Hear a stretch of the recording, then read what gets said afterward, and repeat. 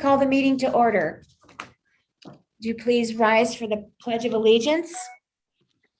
I pledge allegiance to the flag of the United States of America and to the republic for which it stands, one nation under God, indivisible, with liberty and justice for all.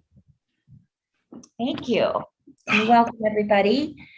We're at the approval of the agenda. I move we approve the agenda. Okay, thank you. Is there any discussion? Okay, I'll do a roll call vote. Art?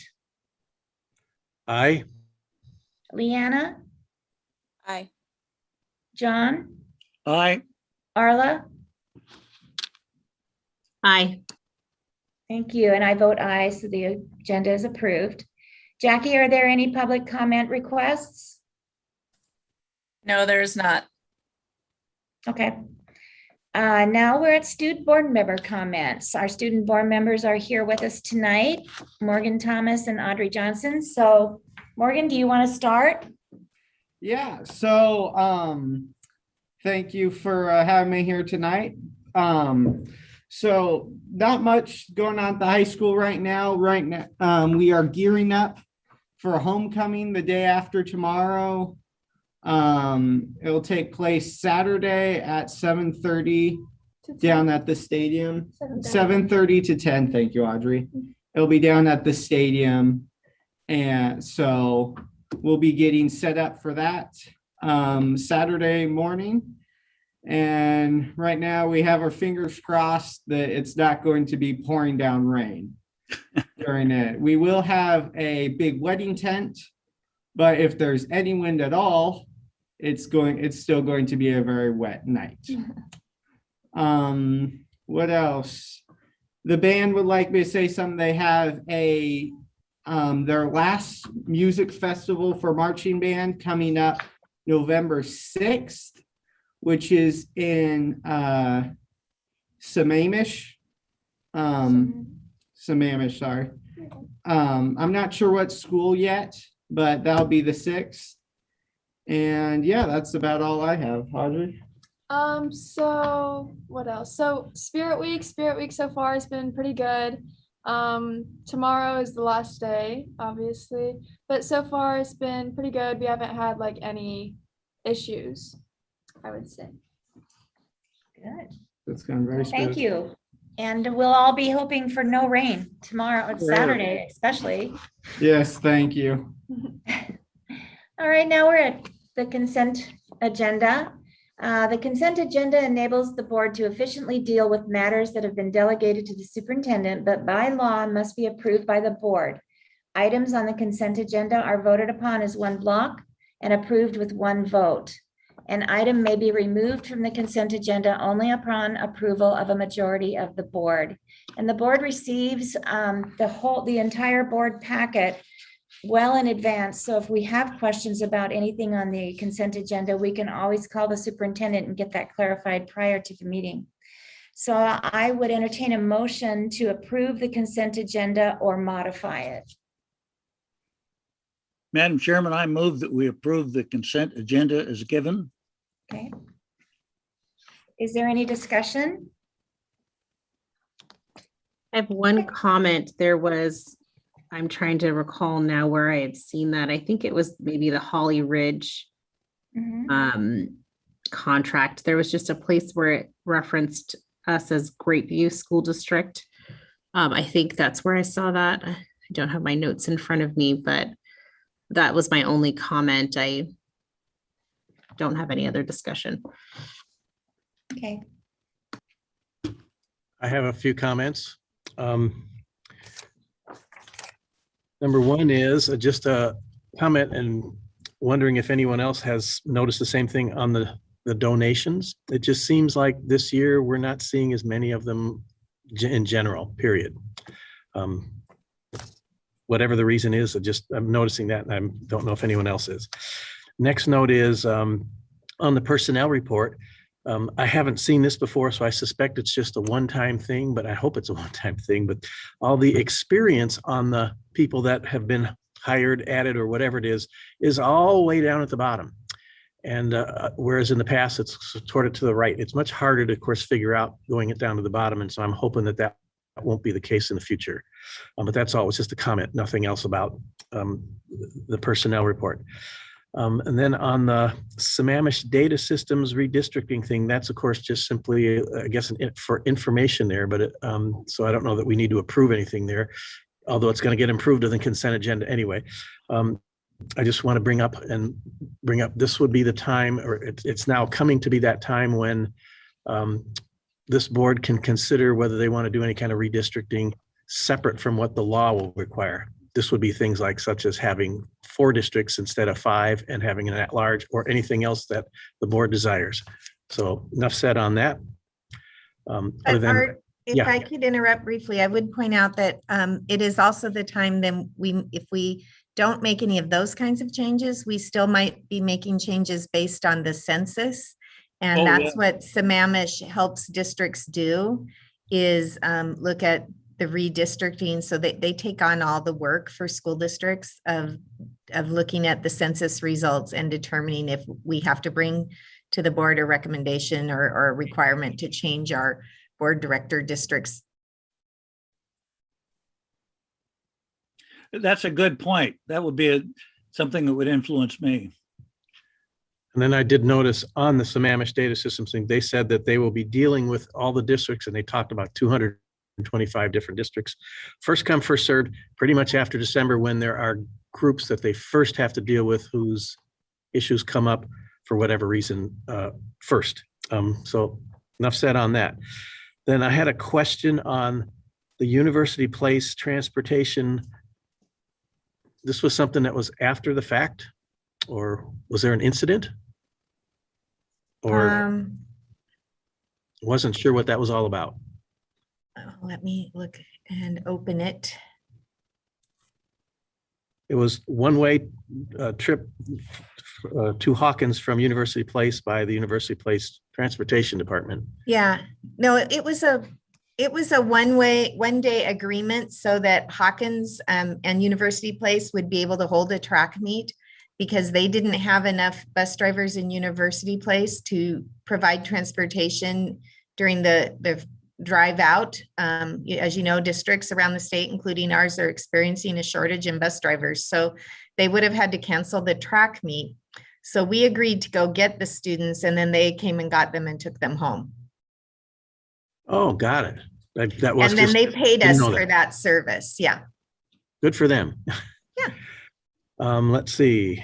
Then I noticed on my last comment or whatever, that the thing on the ProCare and the Solient or whatever it is, they seem to be the same organization. Their contract is exactly the same, even though they have different names.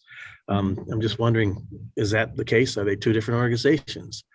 Or well, the contract, they are different. The contract is exactly the same because we're hiring, we're needing to get 2 part-time speech language pathologists.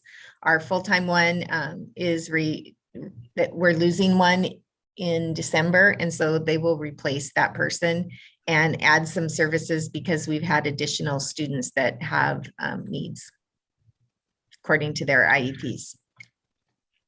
right. I mean, I understood what it was all about. Just it was kind of weird to see the same contract, just with the names changed, whatever. Anyway, Yeah, that's all I well, have. those companies are also having hiring difficulties. Right. Thank you. That's all I had.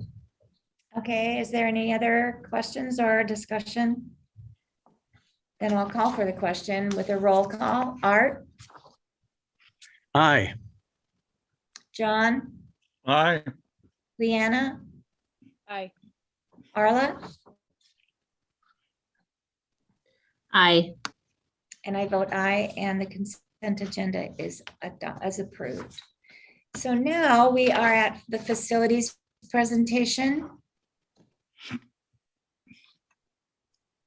Yes, our director, Joan Moore, is here to talk about where we are, current state of facilities projects this year.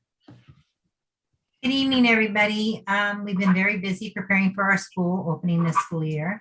As you can see, in our capital improvement plan, the work on the wells have been done this summer, and the only work in progress is our well panel. We have 2 contractors working on that, and they should be done by the end of the year. We have everything up and running at the high school and middle school from our heat wave burnout. The HVAC systems are running very efficiently and doing very well. Our maintenance ground staff have been remodeling a prior preschool portable next to the HomeLink portable down by the old district office. And it is now the new life skills program for the high school SPED program. On one side, we have made it into a living and classroom environment. The other side is still a work in progress. We are putting in a kitchen and a laundry area, and to help the students learn to succeed in the kitchen environment. Later this fall, our ground staff will be working with the students to create and install a raised garden bed once springs come along. And the kids have been very vocal of how they want to be included. So our staff is very excited to help them. Belfair Elementary, we have a break in the sewer water line in front of the school on the right side by the parking lot. We have a contractor working with us, and we are getting them all the information for local locates where all the lines and electrical and water and sewage lines are. Our students are using the 2 ends restrooms. We have provided porta potties and portable wash stations for our staff. We have had to close 6 bathrooms in the front wing.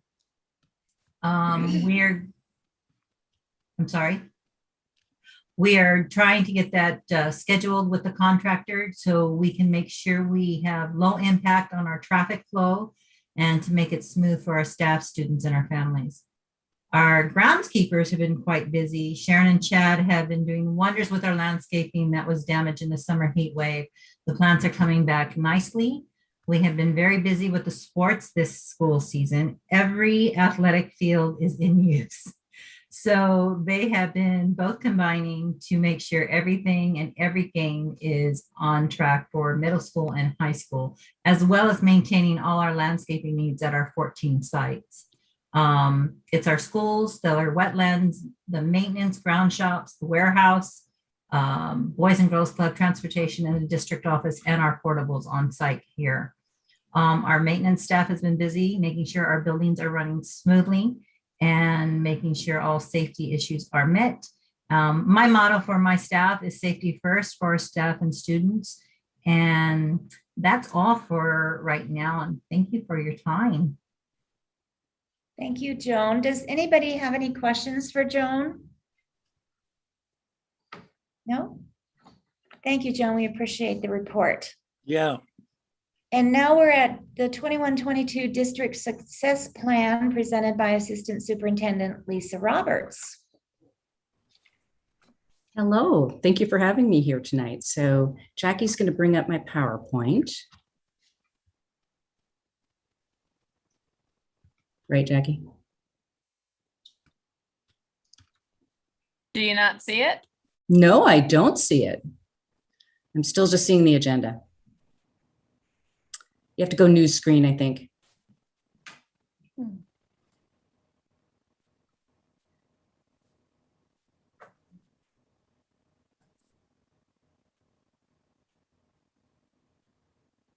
Do you see it now? I see it now. Okay, so do you want to go to the next slide?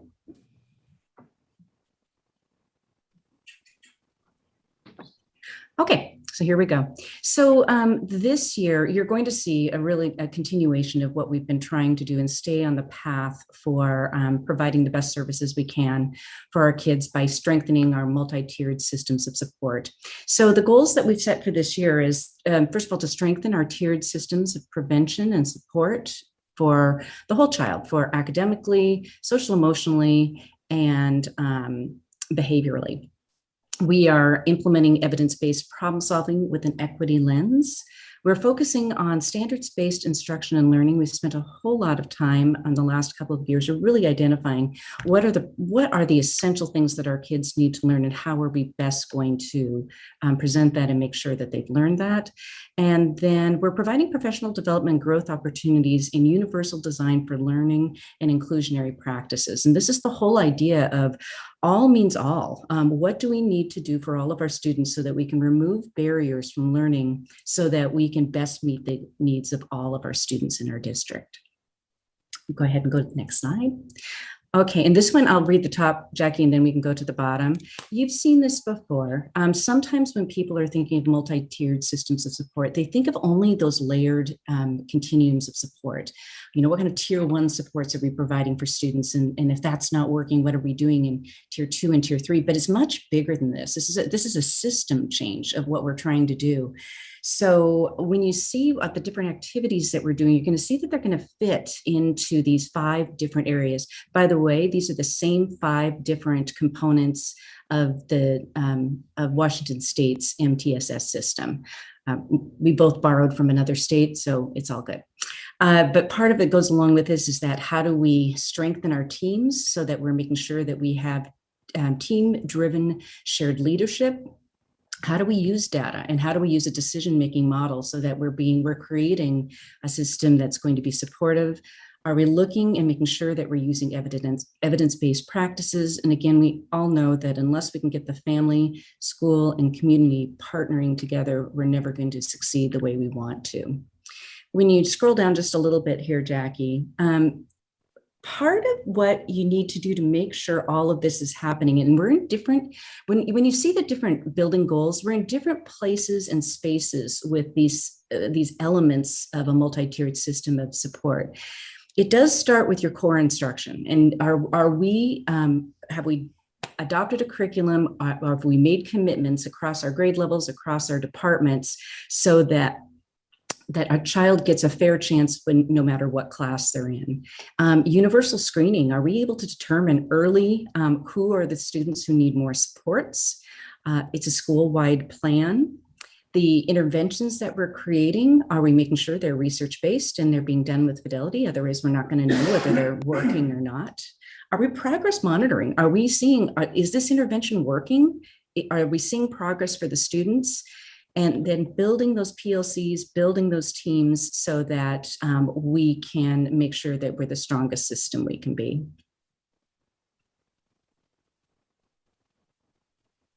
This actually, I don't know if you had a chance to do this, but what I tried to do, this is actually from the state of Massachusetts. One of the key speakers that Washington State is using, her name is Katie Novak, who is really an expert on inclusionary practices and specifically universal design for learning. How do you remove barriers for students? She had, this is their graphic, but there was 2 different ways that if you wanted some more information about what this meant and what she was talking about, I created a link to a blog for you, and I created a link to a video for you. So if you didn't have a chance to watch it and you'd like to share this with other people, that's a resource for you. But the idea is, when you think about our whole child initiative that we're trying to do, which includes academic, behavioral, and social emotional. All right, so we've got our tiers, and we know that tier 1 is for everyone. And then if it's not working for a group of students, what do we layer on top of that? What do we layer on top of that? But then there's also those other parts of the system, like the competency drivers. Are we making sure there's enough professional development for all staff members so that they can do this work? The implementation drivers are, do we have the curriculum? Have we created a master schedule that's going to support this? Have we created times for people to team together to make sure this is working? And then those leadership drivers, not only our administrators, but also how are we creating leadership in terms of our teachers so that we can make this whole system work? So it's just another way of looking at the work we're trying to do with the multi-tiered systems of support.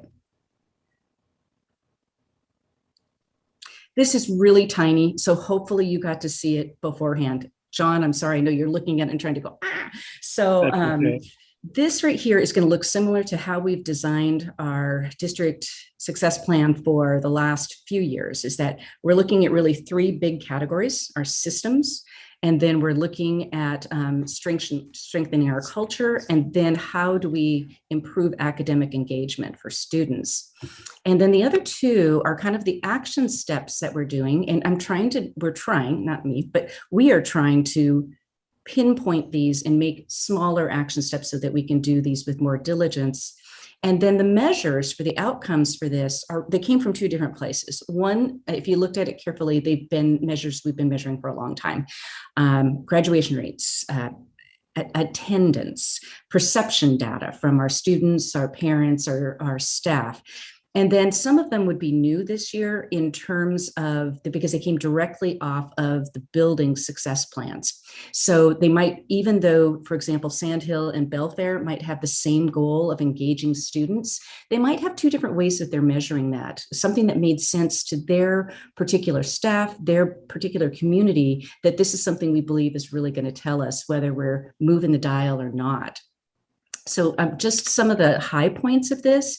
We are continuing to drill down in our building blueprints. Those are the commitments that we've made at the building level for what are we going to do for students' academic, behavior, and social emotionally. We're looking at how do we better train not only our staff, but our paraeducators. We have two new staff positions working with the community of how do we bring the community in to support students and staff so that we have success for all. There's some continuation of things that you've seen in the last few years. We're continuing to use Avid at the middle school, in the high school. We're continuing to use a learning management system. It started out of necessity last year with using Teams, middle school and high school, and Seesaw at the elementary level of how do we make sure that we have a continued way of working with students, whether they're remote, whether they're here, and using the technology that we have now so that students can interact with their teachers in a variety of ways, face-to-face and when they're home. So that is something we're continuing as well. Our push right now is to really look at the academic screening that we're doing in both reading and math, K-8, and creating intervention groups. Later on, when the principals talk to you, they're going to talk about how they've changed their master schedule to have a WIN, which is what I need time, where they're able to flexibly group kids together by what skills they need so that we can meet the needs of all of our students right now. Other high points. Dan, is there anything else you want to point out on this particular page? I think you covered the high points, and also reminding us that next month we will have a study session prior, like we did last year, where the principals have a chance to go over the individual building success plans that come together as a part of this planning process. It's something I do have to point out in the last one too, is that, when I said K-8, we have reading and math screening, the end goal for the high school is just a little bit different in terms of their focus has really gone into what kind of tiered supports do we have for students in terms of credit acquisition. So what are we going to do for our students who have had incompletes in the last couple of years, or some who are falling behind? And so they have more intensive solutions for kids depending on what their needs are at the high school. So that's been really their focus, is how do we help students acquire the credits they need for graduation and to be successful in life after graduation. And then I'm not going to go into depth in the last slide, but just wanting to point out that we are committed to universal design for learning and for inclusion, to look at that idea of all. How do we meet the needs of all of our students? How do we remove barriers? How do we think about what are our firm goals for our students, but are there flexible means for kids to get there and for them to show their learning? And so with that, we have a 3-year rollout plan. And I'm excited because this is it's a national goal, then a state goal, but it's also something that when we were doing the contract with the teachers union, we're in agreement with each other that this is an area that we need to make our focus, because we believe it's kind of our answer for our tier 1. that unless we can build that stronger tier 1 supports for kids so that more kids are successful in their gen ed classroom, then we believe that that our kids are going to meet more success, and that's our end goal. So I am ready for Thank your you. questions. Thank you, Lisa. Does anybody have any questions for Lisa? I don't have a question, but Lisa, I want to say that was very nicely presented. It flowed very easy to understand, and I'm familiar with some of this. I see it in teaching at like the shipyard for connecting people. It's a very professional, high-end way of doing things. It's very good, and you seem very comfortable with all of the information and how it's running. And I loved how you presented it. So thank you. Thank you. Here, here. I feel like Hey. I just won on Chopped or something, you know? It was like a beautiful presentation. Yeah. It was a great presentation. Thank you. You're welcome. All right, we're at board development and linkage, the superintendent's update.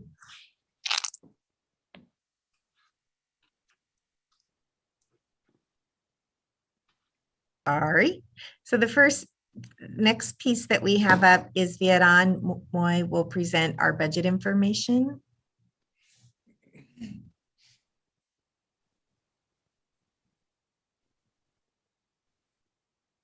Are you getting the thing, Jackie? Yep. Do you see it? No.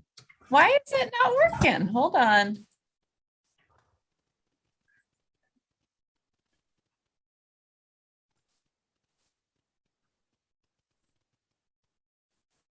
All right. How about now? Yes. Awesome. Okay, so I'm going to be reporting on the month of September, which, as you know, is our new start of our new fiscal year. So September 1st through August 31st. So that being said, we're all the data that you'll see, it will just kind of start from scratch. So that's why you see that our capital project, our oh, something froze.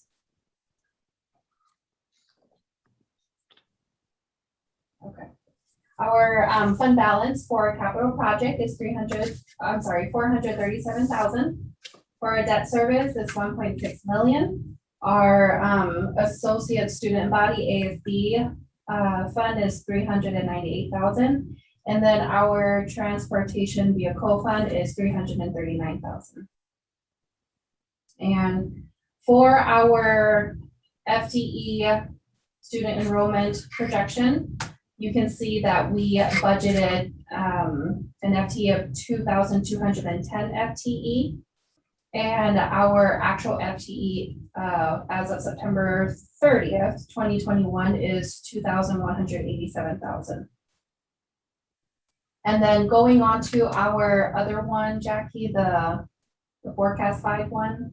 Could I just quickly add to the enrollment? That does not include the Running Start students. Is that correct? Yes, that's correct. Thank you for mentioning that. Yes, that doesn't count until actually this month. So you'll see it in the next board. Okay. Okay. So we'll start with looking at our revenue.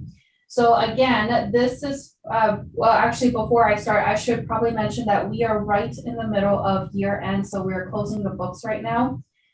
So what you see in today's presentation does not account for all of the accruals that is taking place currently as we speak. So please keep that in mind as I present on this, and then you should see it more accurately represented next month when we are done closing the books. So as of September 30th, 2021, you can see that our total revenue, we projected we would get 6.9%, and we brought in 6.9%. So for our local sources, we projected 6% and we brought in 2.4%. And then for our state sources, we projected 8% and we brought in 8%. And again, for our federal sources, we projected 2.4% and we brought in 1% year-to-date as of September 30th. Our top 10 sources of revenue, you can see that the apportionment being the top revenue source at 1.8 million. And for the revenue by source chart, you'll see purple being current year, red being prior year. You can see that our local sources, we brought in less than we did prior year. And for our state, in purple, you can also see that we brought in less. This is because currently we are being funded based on our budget. So you'll see this trend up until January, and then come February, they'll fund us based on our actual enrollment. So for the federal, this one's gonna look a little funky only because, oh, it's, yeah, almost there. For our federal sources, this one's gonna look a little funky just because we're right in the middle of closing the book. So next month it'll get caught up. And then now on the second page, there you go. So I reported on the revenue. So this is now we're talking about the expenditures. So year to date, we projected year-end balance. I'm sorry, our projected year-end balance is about 8.4% of our budgeted expenditures. In the red radio button, you'll see that we projected 8.7% expenditures and our actual is 7.4. Purple radio button, you'll see we projected 8% expenditures and we're spending 7% in salaries and benefits. And then for our basic ed, we projected 9% and we are expending 6%. Our, looking at the top 10 expenditures, you can see basic ed is 1.1 million, that makes sense. And then expenditures by object, purple being current year, red being prior year. You can see that our salaries, we are expending more than we did in prior year. That makes sense. We did hire almost over 40 employees, personnel. And then for our supplies, you can see that we expended less than we did prior year. That makes sense. We did most of our purchasing last year, so things are starting to even out a little bit more now. And then for our purchase services, we are expending more in that. Makes sense. School is open full-time now, so there's more services that we need. And then Jackie, on the third page, what you're seeing here is our month-end fund balance report. You can see that the blue solid line represents this fiscal year. It's consistent with previous year's trend, but specifically reporting on September fund balance, we are at 4 million. And our projection is at the end of the year, so August 31st, 2022, we should have an ending fund balance of 3.1 million. And again, we are right in the middle of closing the book, so this graph might look slightly different next month, and when all of the accruals are done taking place. Okay, and then last page, Jackie. So this one is just our overview, overall high-end financial summary. You can see that our current year-to-date revenue is 2.4 million. That's about 6.9% of our total annual budget. And that is also trending less than we did last year at this time. For our total expenditures, our current year to date, we have expended 2.7 million, which is about 7.5% of our annual budget. And good to note in this one is that this time last year, we're spending less. So that's really good. We're watching our spending. And that's it. That concludes our September 30th board. Does anybody have any questions for Viet An? I do. I'm just wondering about the sort of the why and the how in terms of when looking at the expenses, and the fact that we spent less on basic ed and salaries, just slightly less than what we projected. I'm wondering, why and how that is, how we were able to have those savings. Jackie, can you go to page 2? Please. Thank you. So I think I understand your question, Arla. I'll try my best to answer that for you. This particular month is going to be a little funky only because, again, I'm in the process of accruing things back to where they belong and then moving things forward to where they also belong. So that might have a little bit to do with it. But I think to answer your question, for our salaries and benefits, you can see that our projection is less than what our actual is less than what we projected. I think that has something to do with,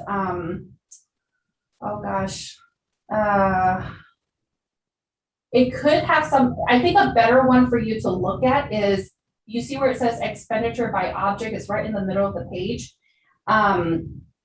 It's a little weird to interpret because it's the way the forecast 5 report is being pulled, but I think a better, more accurate answer to your question is if you look at the trends in that expenditure by object and you see all the salaries, we are expending more than we did in previous years, so it's reflecting that. So Arla, part of where that savings is coming from, even in light of spending more dollars, is through our use of our federal relief dollars for the COVID crisis, the dollars we keep referring to as the ESSER or the ARPA dollars. Those have supplemented our budget and our ability to employ those additional folks that we hired to work with kids in recovering learning and school time that was lost over the past 18 to 24 months. And so same with the basic ed, because that projected versus actual is a even larger gap. Yeah. Yes. Thank you.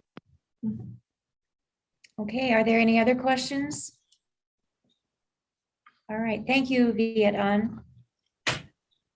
And So next up is the teaching and learning report. And Lisa did such a great job with explaining our planning for our district success overall that I'm just going to highlight a couple of things that are going on briefly. One of those is we have completed our agreements with 5 of the universities in our state: Central Washington, Eastern Washington, Evergreen State College, Western Washington, and Washington State University, to participate in the 21-22 guaranteed admissions pilot. And this program has what our participation does for us is our graduating seniors, if they meet some very minimal criteria for each of those universities, and they vary a little bit by university, that they are now guaranteed admission into those universities. So it's a GPA requirement, and it's a requirement that they complete all the college academic distribution requirement classes, the basic college requirements for entrance. And so we're really excited to be a part of that pilot and offer that opportunity for kids, because you know how stressful the process of applying for colleges and finding out if you're going to get into the school that you want. And so 5 of the universities in our state partnered to put together this program this year. And we are really happy that we get to partner with all of them. So that's one really cool thing to share with you. The other thing I wanted to let you know is, as you know, the COVID pandemic continues to impact everything that we do every day at school, and has really forced our staff to do so many different kinds of things to ensure that kids can be in school full time. And one of the things that we finally got decided to move forward with and received approval from our local health department and through the State Department of Health is an opportunity to look at our response to when kids are close contact of another student and how we deal with that. So at the beginning of the year, what we had the ability to do was look at those close contacts and determine which kids fit the definition of a close contact. And then we had to quarantine kids and ask them to stay home for quite a long time, 7 to 14 days, 10 to 14 days in most cases.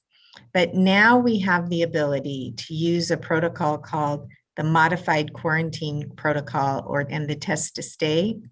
And what that means is that for those students whose families agree, sign a permission slip and agree, their students have another option if they're identified as a close contact now.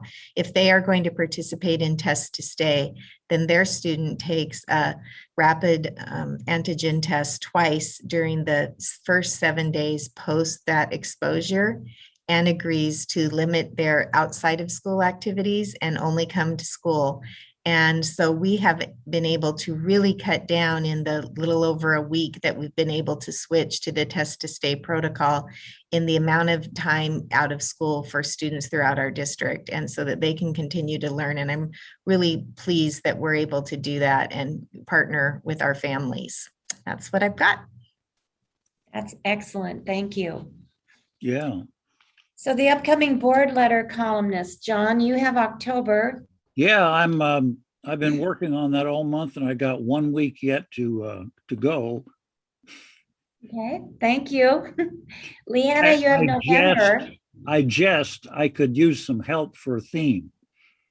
Me Okay, as well. I would love to have some ideas on that. okay, Sure, we'll contact both of you tomorrow or Monday. okay.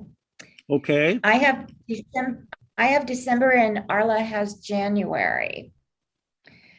So now we are at assurance of organizational performance and policy review. Monitoring reports. The school board adheres to the principles of policy governance. The board has written 4 sets of policies: ends, executive requirements, board superintendent relationships, and governance process. The ends policies describe the student outcomes the superintendent is charged with achieving. The executive requirement policies set the parameters within which the superintendent must operate as she leads the district toward the expected ends. The board superintendent relationships policies describe the way in which the board will oversee the superintendent's performance and the superintendent's support of the board. The governance process policies describe how the board and its individual members shall conduct business, represent the community, and relate to each other. No less than once per year, the board receives and considers evidence regarding the level of compliance with the provisions of these 4 sets of policies, a few at each meeting. The following is one of those policies to be monitored during this meeting, and it is Executive Requirement 13, mandatory policies. The board understands that certain legislative bodies may require the board to adopt policies that would be considered operational and therefore delegated to the superintendent under policy governance. In order to satisfy both these regulatory requirements and the board's desire to delegate operational issues to the superintendent, the board has adopted this policy. Accordingly, the superintendent shall create and implement policies as required by local, state, and federal legislation and regulation, and present the proposed policy to the board for review and adoption through the consent agenda before implementation. Have you all had an opportunity to read the monitoring report? Yeah. Okay. Is there any comment? Yes, I have a comment. I think this process is working really well for us. I really appreciate getting the policies from the WASTA and the state and whatever it is, with the short synopsis that we get with that. We have had an opportunity to both to talk about it, to pull a policy out that we're not sure about yet, and that sort of thing. So I think it works really well. It's a smooth system, and I'm real happy with that. I agree. Here, here. Thank you. Any other comments? So now we're at policy review. This is the board's opportunity to discuss, propose, or make revisions to the policies that we approved at the last meeting for compliance.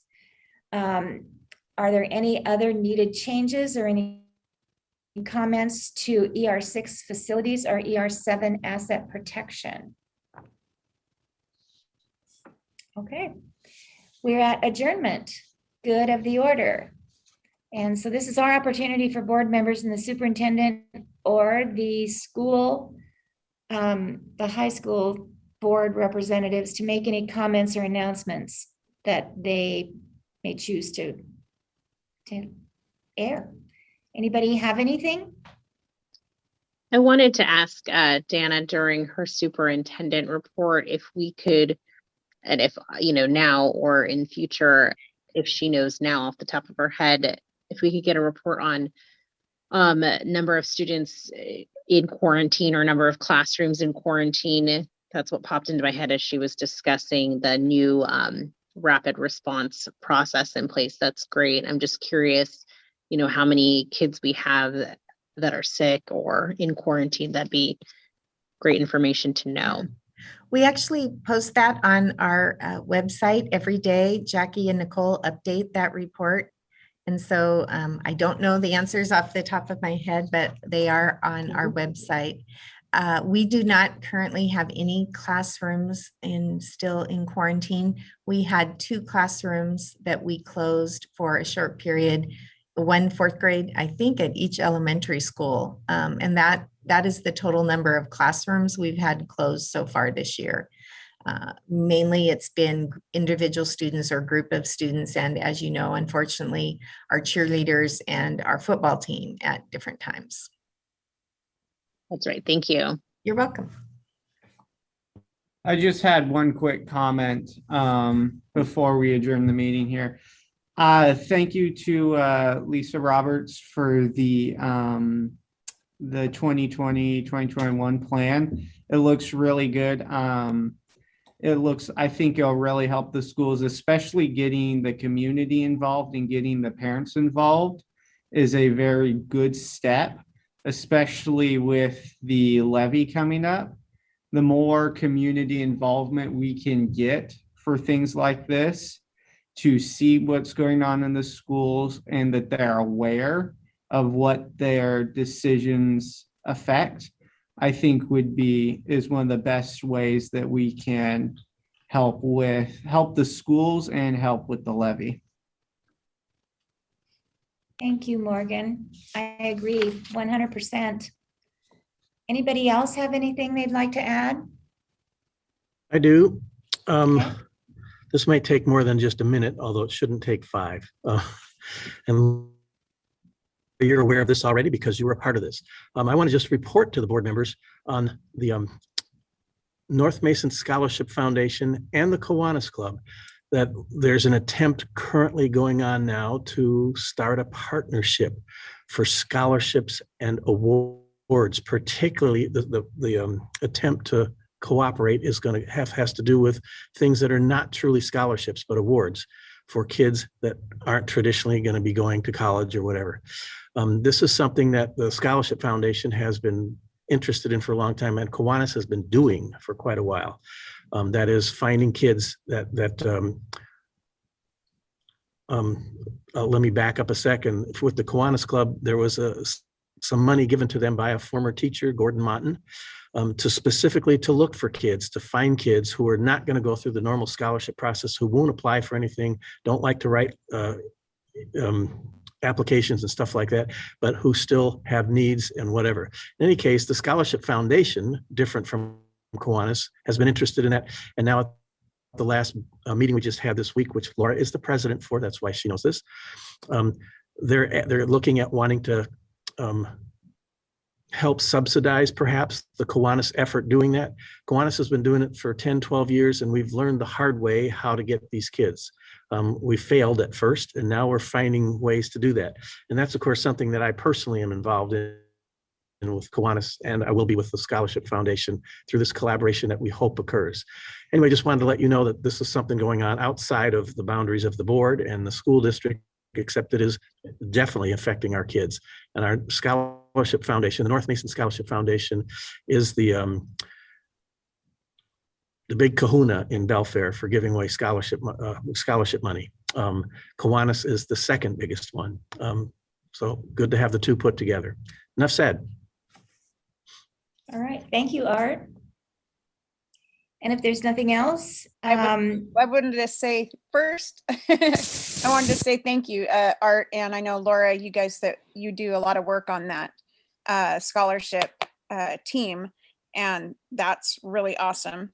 And then just to invite people, just a quick, on Monday at the Hub, you get to come and listen to your candidates that are on the board, who are up for election and re-election.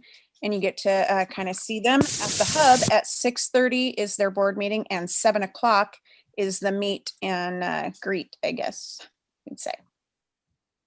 Okay, thanks, Leanna. And now, again, Director Kratzer, would you process the board's self-assessment of the meeting?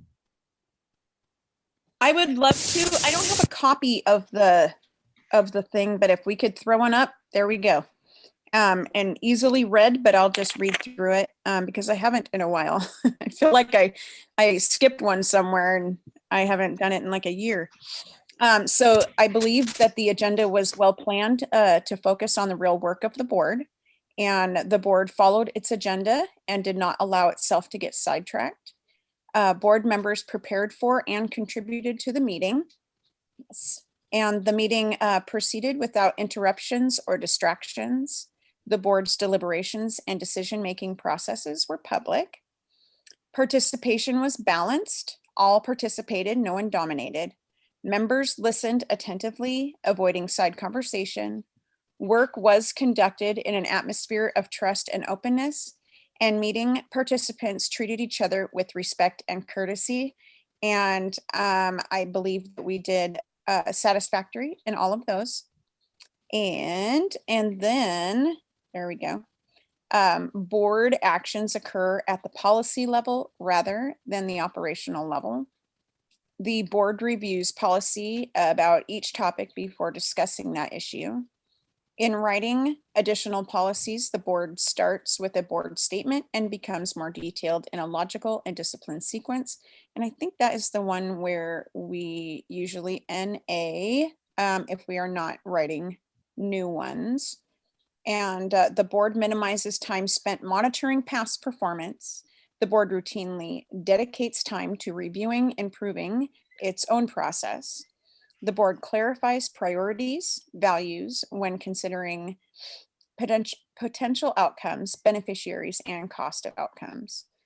The board follows an annual calendar based on a plan for doing its work. The board chair helps the board efficiently conduct its meeting. Yes, wonderfully. And the board spends most of its time deliberating issues, defining and clarifying its vision, and linking with the community, as opposed to fixing things. And the board supports the superintendent in any reasonable interpretation of its policies. Yes, and I believe that is all yes, except for an NA on the one where we do not write number, you see which one it is. So overall, I believe we are satisfactory, and we have everybody in attendance. I think at the top, all 5 of us are here, and that is it. Okay, thank you, Leanna. Our next board meeting is November 16th, which is a Tuesday, and that will be at 6:30 p.m. And it'll probably be a Zoom meeting unless something changes drastically in our end of the county in terms of the COVID numbers. So at this time, I will adjourn the meeting. Thank you, everybody, for being here.